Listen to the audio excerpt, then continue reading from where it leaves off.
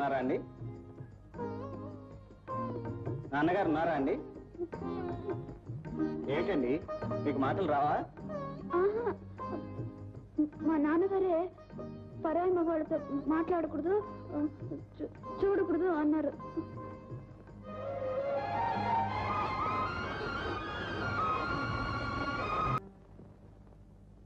చూడమ్మా, నువ్వు తలకాయ ఉంచుకోవాల్సింది పరాయి పురుషుల దగ్గర, నా దగ్గర కాదు. నాన్న, మరి సినిమా అంటే ఏంటి నాన్న?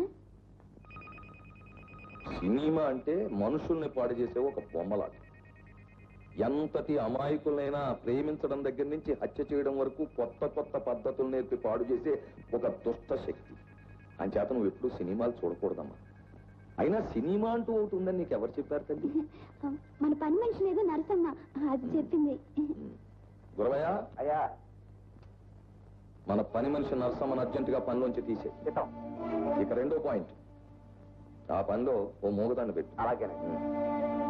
చూడమ్మా, నువ్వు ఎప్పుడైనా కాలక్షేపానికి కావాలంటే ఓ రామాయణం, భారతం అలాంటివి చదువుకోవాలి. తప్పితే పెద్ద బాల శిక్ష, సుమతి శతకం ఇలాంటివి చదవాలి. ఏమ్మా? తినుమా, తిను తిను. Nice to see you. Guravayya, అయ్యా, సూర్యం ఎట్లా కనిపించడే? ఇప్పటిదాకా ఇక్కడే ఉండాలి బాబు. అదిగో వస్తున్నారు బాబు. సూర్యం, అమ్మా. Good evening. వెల్కమ్. ఈమె ఈవిడ నూర్జహాన్ బేగం అని మా ఫ్రెండ్ అంజద్ ఖాన్ చెల్లెలు. మా ఇంటి పక్కనే ఉంటుంది. పార్టీ చూస్తానని సరదా పడితే తీసుకొచ్చాను. రండి, పిలిచిన వాళ్ళంతా వచ్చినట్టే కదా. ఆల్ రైట్, పార్టీ ప్రారంభిద్దాం. డియర్ ఫ్రెండ్స్, మా ఆహ్వానాన్ని మన్నించి మీరంతా ఈ పార్టీకి వచ్చినందుకు మా బాస్ తరఫున మీ అందరికీ నా కృతజ్ఞతలు తెలుపుకుంటున్నాను. ఇప్పుడు మీ ఆశీర్వాదాలు అందుకోవడానికి కుమారి సుశీలాదేవి గారు విచ్చేస్తున్నారు.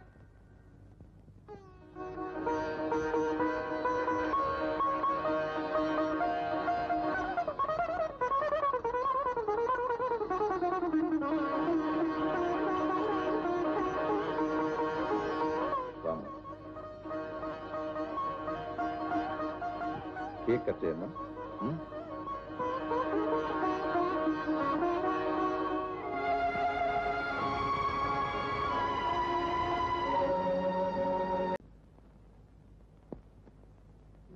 అమ్మాయి, పువ్వు త్రూదేసి కేక్ కట్ చేయి.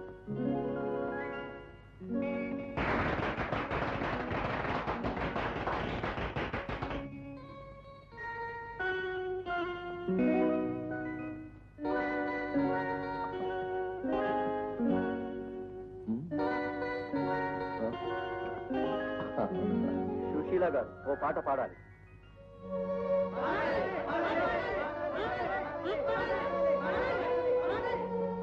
నాకు పాటలు రావు. అయితే 4 మాటలైనా మాట్లాడండి. నాకు మాటలు కూడా రావు. నాకు ప్రపంచమే తెలియదు. నాకు తెలిసిందల్లా మా నాన్నే.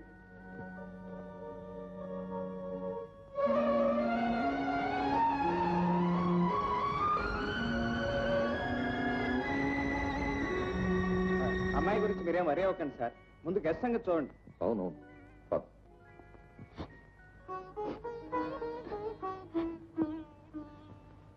సుశీల,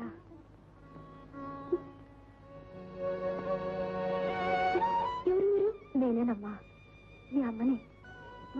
మీ అమ్మ లాంటి దాన్ని. సరిగ్గా నీలాగే నాకు బిడ్డ ఉండేది. చిన్నప్పుడే తప్పిపోయింది. నిన్ను చూస్తుంటే ఆ అమ్మాయి గుర్తుకొస్తుంది. సుశీల,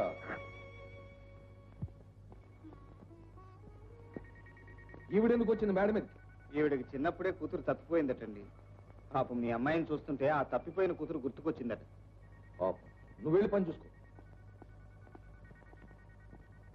అమ్మా సుశీల, ఏడుస్తున్నావు. ఊరుకో.